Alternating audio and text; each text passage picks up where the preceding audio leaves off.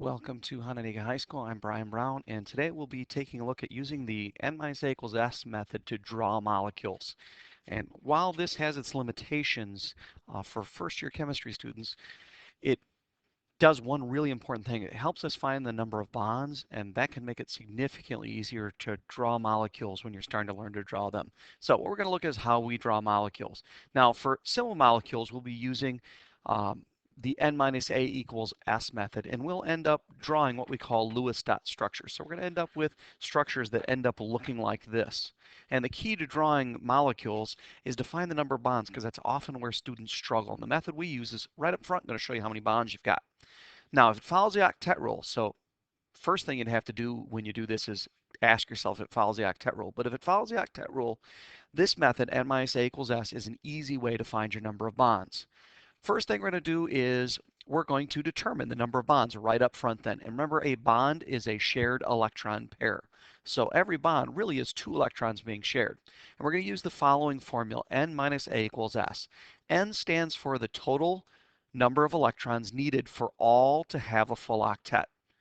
So basically, we call it the octet rule because everything needs 8, except for hydrogen, which only needs 2, because hydrogen's nearest noble gas, which would be the stable electron configuration, only has 2 electrons. So basically, when we do N, what we're doing is counting up how many 8s and how many 2s do we have. So this general formula I put right here is in essence what you're going to use every single time. We're always going to use that method for finding your N because we have hydrogens that need 2 and everything else needs 8. So when you look at your molecule, SO3 in this case, how many non-hydrogens do we have? Well, we've got 1 sulfur and we have 3 oxygens for a total of 4 atoms. So we have 4 atoms that need 8. We have no hydrogens, so 0 atoms that need 2. So we've got 4 8s and 0 2s. Well, 4 times 8 is 32, plus 0 would still be 32. So in SO3, we need a total of 32 electrons for all of the sulfur and all of the oxygen atoms to be stable. So that's our N. How many total electrons do we need for everything to be stable? A stands for available electrons. So it's the total number of valence of electrons. And this is something we've been doing many chapters now, is looking on the periodic table. And remember, in the S&P block, we can just count across. Everything in the first column has 1, everything in the second column has 2. Then we get to the P block.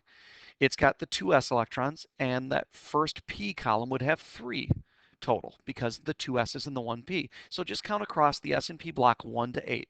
So everything in the hydrogen column has 1, beryllium column has 2, boron column has 3, carbon column has 4, and so on. So you're really just counting across the periodic table. Now, that's how you determine your A. So what would that look like? Well, for SO3, we've got a sulfur. If you look at where it's at on the periodic table, it's in the 5th column over in the S&P block. So our sulfur, it's in the 6th column over in the S&P block. So our sulfur has 6 valence electrons. And then oxygen, well, that's in the same column. So it also has 6. And we have 3 different oxygens in that substance for a total of 24. So the sulfur gives us 6, each oxygen gives us 6. That's a total of 24 available. So we needed 32, but we only have 24 electrons available. So we have to share some electrons to get everything a full octet. Now, one thing to add here that I'm going to come back to later, if we have a polyatomic ion rather than a neutral molecule, that means we've changed the number of valence electrons or the number of available electrons in the substance. So the quick, easy way to determine how many electrons we have available when we have a charge is determine your A, just like this, and then subtract the charge. Because a negative charge means we have extra electrons. Subtracting a negative gives us a positive. So if we determine the A value is 5, but we have a -1 charge, 5 minus -1 is 6. That's actually how many electrons I have available. So remember, when you have charge, we have to fix our A by subtracting the charge. Now, the next thing would be S. S stands for how many electrons are being shared. Well, if we need 32, we only have 24. 32 minus 24 means we have 8 electrons that need to be shared in order for everything to have a full octet. Well, a bond is a pair of electrons being shared. Remember, we talked about that up here. A shared electron pair is a bond. So every 2 electrons that have to be shared would be 1 bond. So all we really have to do to get the number of bonds is take our number of shared electrons and divide by 2. So in the case of SO3, 8 divided by 2 would be 4. So SO3 has to have 4 bonds. So in this particular method, the very first thing we're going to do is determine how many bonds we've got, which is really powerful for making drawing a lot easier, especially when we have double and triple bonds. Next thing we're going to do is we're going to draw our molecule without bonds. Now, first we're going to draw the central atom. Now, it is usually the one there's only one of, so this takes care of almost every case you're ever going to see. CH4, there's one C, 4 H's, C's got to go in the middle. NH3, there's one N, 3 H's, N's got to go in the middle. So most of the time this is a no-brainer. But if you're not sure, remember you have an electronegativity table, the least electronegative one will always be in the middle. And one thing you'll start noticing is you're never going to see a hydrogen in the middle because hydrogen, remember, it needs to form one bond and it's done. So it's never going to be in the middle. It's always going to be on the outside. And typically halogens are kind of in the same boat. Halogens are column 7, so they have 7 valence electrons. They need one more. So usually they form one bond and they're done. So you're never going to see hydrogen or fluorine or chlorine or bromine or iodine. Those things are typically not going to be in the middle. Hydrogen never, ever, ever, ever. There are some weird things with halogens, but we're never going to see them in first year chemistry. So hydrogens and halogens, never put them in the middle. So really, the one there's only one of, put in the middle. If you're not sure, check electronegativities. The one with the lowest electronegativity, 100% of the time will go in the middle. And then you just draw your other atoms spaced out around it because they're going to be somewhere around that substance. Doesn't matter where you put them, just space them out. So if you had 3 Cl's and an F, doesn't matter where you put the F, just space it, the 3 Cl's and the F out around that central atom. So in the case of SO3, remember we only have one S, so that means it's going to go in the middle. But if you're not sure, look up S's electronegativity and you'll see it's less than O's. So we're going to put S in the middle and we're just going to space the 3 O's out around it. No matter where you put them, just space them out. When we get into shapes, this spacing idea will help make our transition to understanding the shapes a little bit easier. Now, next thing we're going to do is everything's got to be connected to the center. Otherwise, we wouldn't have a molecule, it would be falling apart. So you're going to connect every outside atom to that central atom with a single bond because they all have to be at least single bonded to the central atom. Now, if you have extra ones left over, and here's where the N minus A equals S method is so useful. If we know up front we've got X number of bonds, it's always going to tell us when we have more bonds than we needed to put in all single bonds, and we're going to have double or triple bonds in there. So that's really the secret to this method, making this so much easier, is if you have leftover bonds from the total you were supposed to add, you're going to have double bonds. No, multiple bonds are typically going to go, and normally you're not going to have a choice here because it's all going to be equal where to put it, but there are certain restrictions. Remember, hydrogen is one and done. One bond and it's finished, so it's never going to get a multiple bond. Halogens, they are rarely ever going to get multiple bonds, never in your case, because they're going to be one and done as well. Once they form one bond, they've got their 8 electrons, they're finished as well. So typically you're going to see it going from a central atom like a carbon, and if you've got multiple carbons, it's just going to be going to the 2 carbons. So sometimes we can have multiple centers. We will eventually look at some of those in the chapter. But normally it's going to go to that central atom to the outside, typically to a B, N, or O. And usually, most of the time you're going to see this, it's going to an oxygen.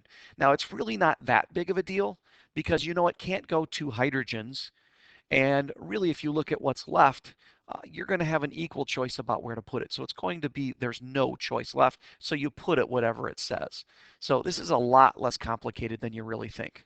If you have a multiple bond, just don't put it to a hydrogen or a halogen. And you'll see that you never really have much of a choice. And if there is a choice, it's always equal, so it doesn't matter where you put it.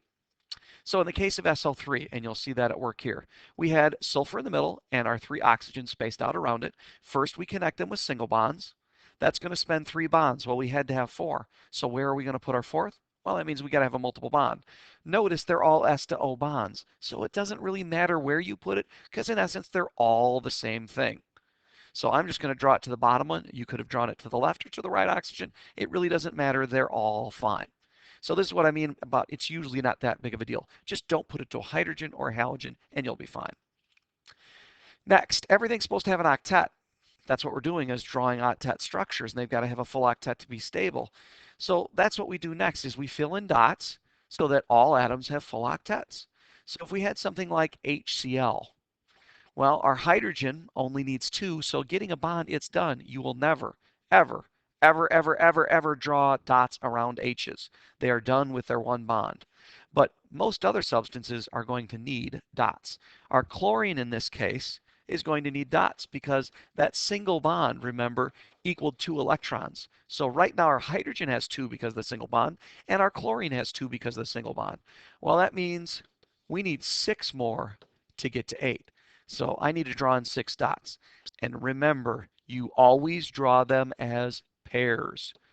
Always draw your unshared dots, unshared electrons. The dots we're drawing are things aren't involved in bonding, so we often call them unshared pairs.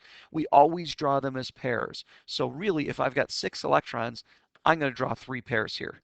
Now, they're all negatively charged regions, and opposites are going to attract each other. Like charges will repel. So all of these are going to repel each other. So what I'm going to do is I'm going to space them out. My first pair, I'm going to draw exactly opposite my bond because that's as far apart as I can get. And then that leaves 2 left sides here. I'm going to draw a pair there and a pair there. And now I've spaced out my electrons. So just always space out your electrons. You're good. The most important thing here is draw them in pairs. So step 4, you fill in your dots until everything gets a full octet. Now step 5 only applies to when we have, oops, had another one I wanted to do here. We had SO3 earlier. So let's look at how that one would be different. Well, first our sulfur has 1, 2, 3, 4 bonds. So the sulfur already has 8. So we don't need to put any dots on the S. But the oxygen with 2 bonds had 4. So that means I need 2 pairs drawn on that one. So whichever oxygen you drew your double bond, you need to add 4 electrons. That's 2 pairs. But my single bonded oxygen, and let me get rid of my blue bonds I drew in there to highlight to make it easier to see. My single bonded oxygens, they only have 2, so they each need 6. So 1 pair, and then just keep spacing out, and my other 2 pair. So that would be what my electron dot looks like for sulfur trioxide. That brings us to step 5. If it was a polyatomic ion, remember we had to fix A if it was an ion and had a charge. We're going to put the whole thing in brackets and write the charge outside to show anybody who's looking at the structure that it has a charge. Otherwise, based on our electron dot drawing, we don't know that it's gained or lost electrons. So this is ammonium, which is NH4+. Just looking at the drawing doesn't tell us it's got to have a positive charge. So we put it in brackets, and we put the positive charge outside, and this is what the ammonium ion would look like. So remember, we can draw polyatomic ions because they're covalently bonded ions. So step 5 only applies when we've got an ion. Now, let's take a look at a couple here. First, we have NH3. Remember, N stands for how many 8s and 2s. In the case of hydrogen, we only need 2. All non-hydrogens, we need 8.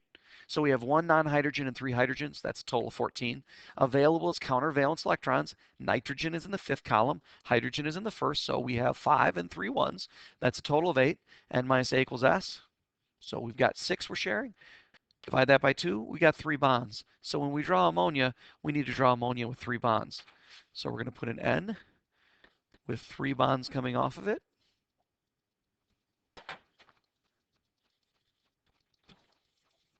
Oops. Back up here, and then with 3 bonds coming off of it, and each of those bonds needs an H. Now, each hydrogen is fine because it's got 2 dots for each bond, so our hydrogens are all good, but our nitrogen only has 3 bonds. It needs a pair of electrons. So that's what ammonia would look like. Next one, O2, same idea. We have 2 non-hydrogens and 0 hydrogens, that's 16.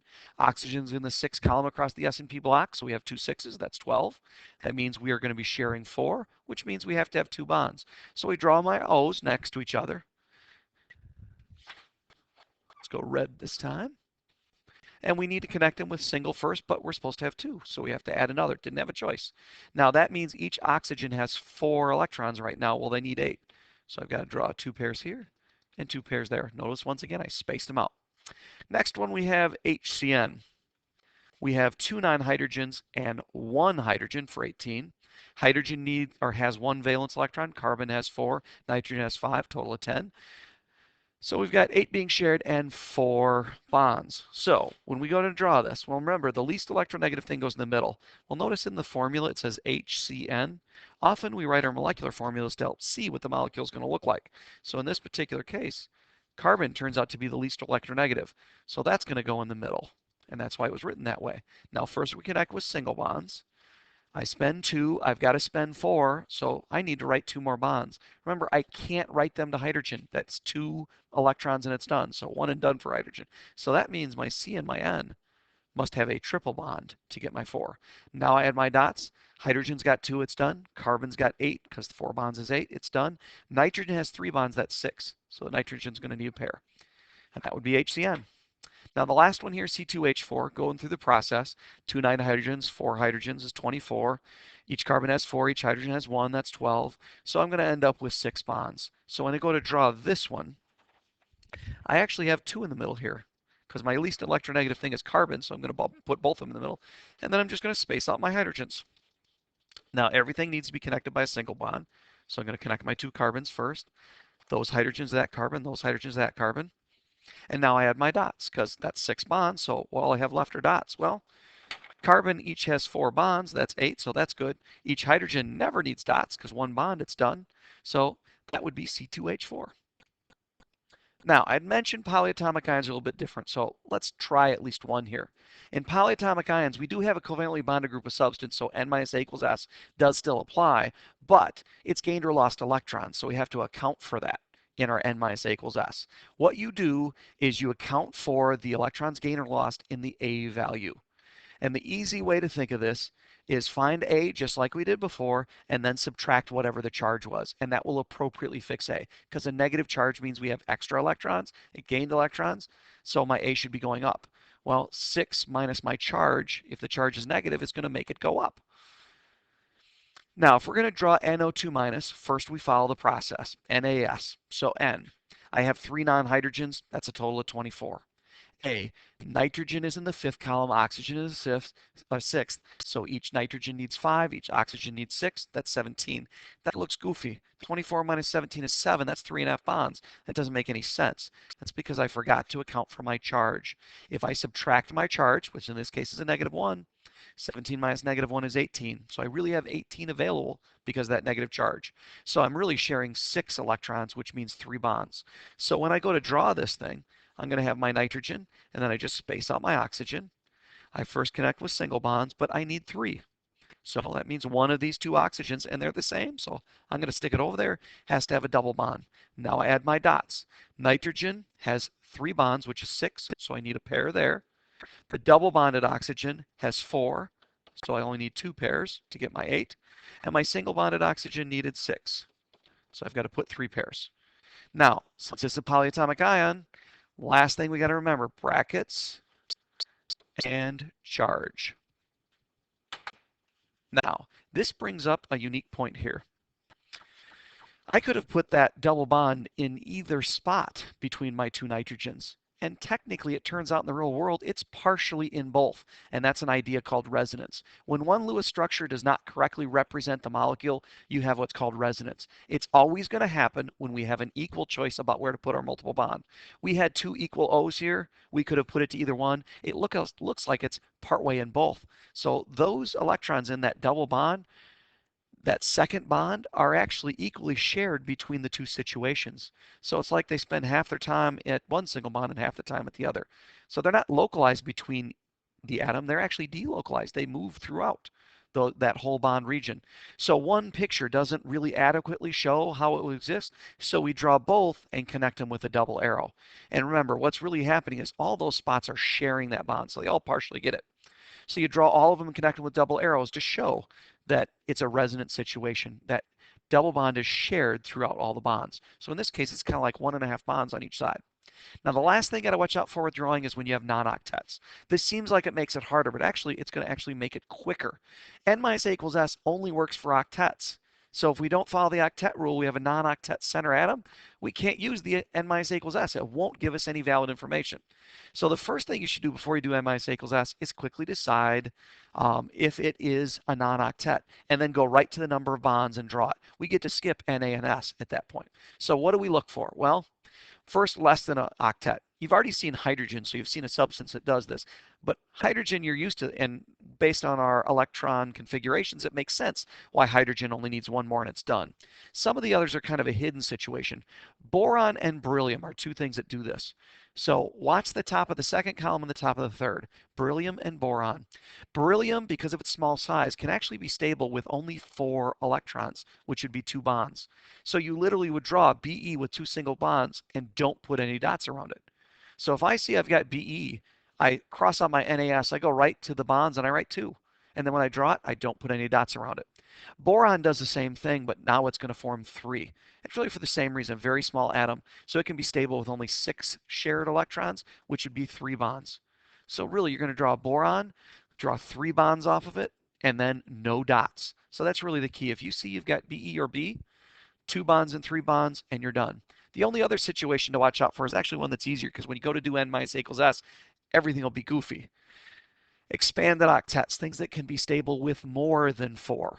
And there's not a ton of things that do this, but you will see it from time to time. So the central atom actually needs more than 4 bonds because there's more than 4 things stuck to it. PCl5, SF6, you obviously have more than 4. So you skip NAS, go right to the number of bonds. PCl has to have 5, SF6 has to have 6. So you just draw them. So that's what SF6 would look like. Yes, that sulfur has more than 8, but that's the point. It's an expanded octet. But notice our fluorines are on the outside. Those still all follow the octet rule. They each need 6 dots to get their 8. So when you go to do this, you quickly think, is it non-octet? So here's a few examples. First one, I see Be. Okay, Be, second column, only forms 2 bonds. So I'm just going to skip all those and go right to the number of bonds 2. And then I just draw it. Be with 2 single bonds coming off it. Notice I didn't put any dots on the Be, and it's done. But I put my 6 dots around the Cl. PCl5, expanded octet. So I skip those. It automatically has to have 5. So P in the middle with 5 single bonds. Notice my outside still have to follow the octet though. And the last one, boron, that's got 3. So I go right to 3. And when I draw it, same thing. 3 single bonds, no dots. Notice this time it was with hydrogen, so I didn't need to put any other dots in there as well. And that is what I wanted to teach you about drawing molecules. I hope this helped if you were confused.